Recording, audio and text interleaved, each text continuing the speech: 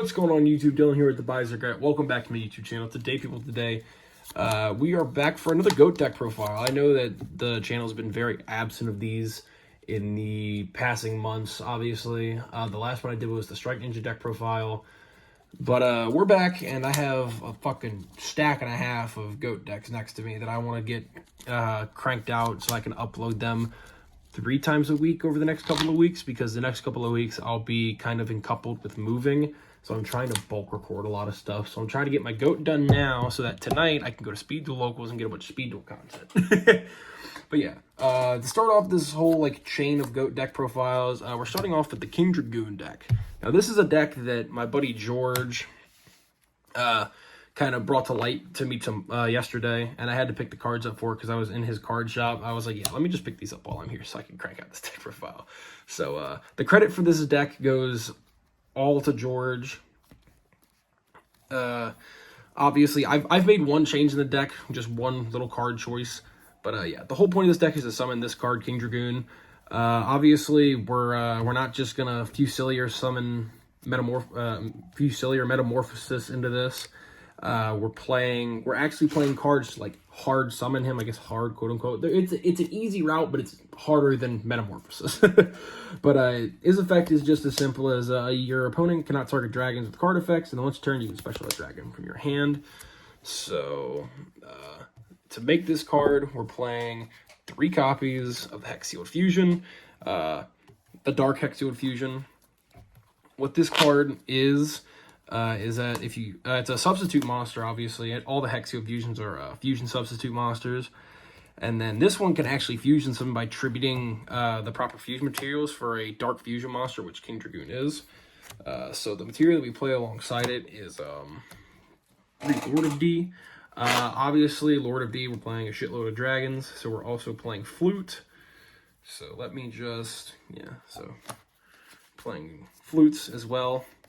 This is like the main combo of the deck, alongside a card that facilitates pretty much the entire thing, because both these can be summoned off of it, which is Mystic Tomato. So like an opening hand that you would probably love in this deck would be either one of these, a tomato to summon the other one, and a flute, plus a couple of dragons, obviously. But then you can just Dragoon and do kind of crazy combo things. Yeah, a tale as old as time. Lord of D plus Flute is just usually an OTK, at least in Speed Duels. In GOAT, I've never really messed around with it.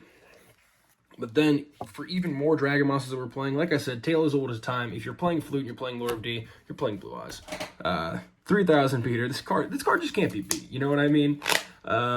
Playing a couple of dragons of different levels makes me want to potentially tech in a couple Metamorphosis, because this can make this can make Gatling Dragon. I can't remember the name of the other level 8 that's in the format, but yeah. So obviously 3 Blue Eyes, and then we're also playing 3 Kaiser Glider. This card kind of walls Jinzo in both Speed Duel and in this format.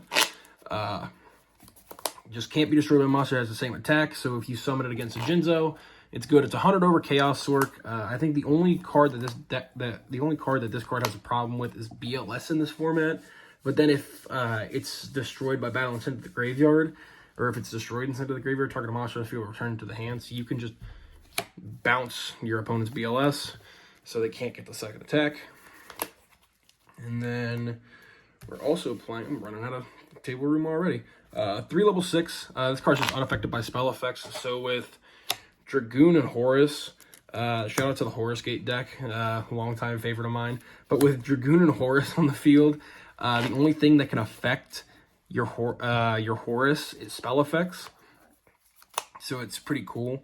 And then since Horus tends to stick around in this deck, we're playing 2 level 8, because I find myself ranking up into level 8 a good bit, at least in my testing. Plus level 8's just insane, because level 8 is just level 8's just kind of like, what the hell is that card? Level 8's just kind of like Imperial Order, where either player's, it's an Imperial Order where you could choose. So during either player's turn, when a spell is activated, you can negate the activation, and if you do, destroy it. So you can choose to negate your opponent's, but not yours. And then for the last couple of dragons that we're playing 2 level 5. This card was at 3 in the original list, but I swapped the last copy for a copy of Mirage Dragon.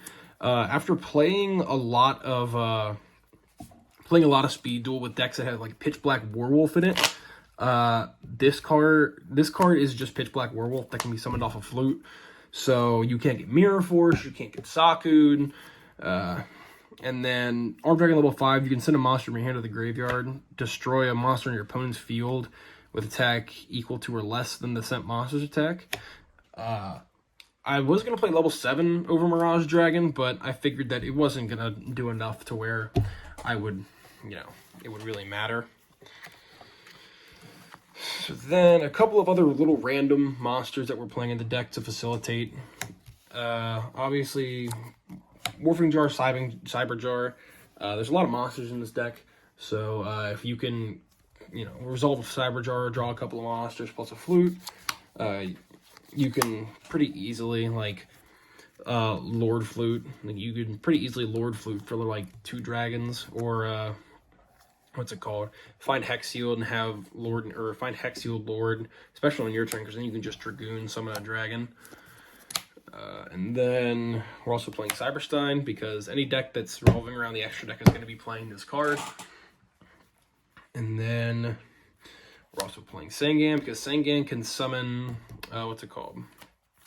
Sangan, you can summon Sangan off a tomato, and Sangan can search either Lord of D or Hexiod, or pretty much anything in this little lineup. And then the last monster we're playing in the deck is just BLS. BLS is just generically good. You're playing lights, you're playing darks. So you're playing BLS. Any deck in this format that's playing any amount of lights and darks in the same deck, if they're not playing this, they're just wrong. Moving on to the spells. You already saw Flute, but another really cool key piece for this deck is Reasoning. There's plenty of dragons that you can hit off Reasoning that are just insane. What's it called? 3 Trunade, because this deck doesn't deal very well with back row, so we're maxing out on Trunade plus heavy. And then other little spells that we're playing. 2 knock, a copy of Prima, a copy of Snatch, a copy of Brain Control, because weirdly enough, you can just tribute summon for Kaiser Glider or Armed Dragon level 5 in some board states, to where drawing these makes it worth it, and you just need to you need to get a pesky monster off your opponent's board. And then lastly, we're playing Graceful and Pot. We're not playing Duo. George doesn't like playing Duo, so I'm not playing it in my list either. And then for some extra deck pieces, obviously the King Dragoon. This should be at 3, but I didn't have another one that I could play. You could make Sandwich, weirdly enough, with with Dark Hexiod. So if you have Hexiod plus Sangan plus plus a dragon on the field, if you need to push for a little bit extra damage, you can make Sandwich, because you can sub the Witch of the Black Forest for the Dark Hexiod fusion. And then a couple of the cards that we're playing primarily because we're playing Cyberstein, obviously Master of Oz, Last Warrior, TER, Fiend Skull, Dark Bolter, Ryu Senshi. What's it called? Fiend Skull is also a dragon, which is really cool. So if you can get Fiend Skull plus King Dragoon on the field, you can negate flip effect monsters and trap cards. And then Ojama King, and I would be playing Gatling Dragon if my buddy Dan didn't have my Gatling Dragon. So yeah, that's primarily the deck. Big shout out to George for bringing this deck into my eyes and into light for me, because this deck's flipping insane. This deck plays pretty consistently. It has its faults and it has its problems. Obviously, with any fusion based deck, it's going to have its issues. But in the long run, I think this deck's insanely strong. Not with a hand like that, but yeah, that's going to be pretty much it for this deck profile. I think the next one that's going to go up on the channel is my Necrofear Return deck. Like I said, there's 9 or 10 decks that are on this list. So yeah, that's going to be it for this video. Thank you all so much for watching. I'm really excited to get back into YouTube and push for more amazing content. That hand's insane. Push for more amazing and better content for you all with every passing day. Uploading may get a little bit weird around like mid-September due to the fact that I am moving. Now, we've actually started moving stuff now. My office is an absolute wreck of boxes. But, yeah, thank you all so much for sticking with me, and I'll see you all in the next one. Really quick before we end this video off, I want to let you all know that I will be in Philadelphia this Saturday, August 27th for GOAT Grand Prix Philly. GoForMed.com has organized this event with over $1,000 going towards the prize pool. I wanted to kind of extend the invite to you all to come say hi, say what's up, get a card signed if you all are in the Philly area. Yeah, that's going to be pretty much it for this video. Thank you all so much for coming to watch.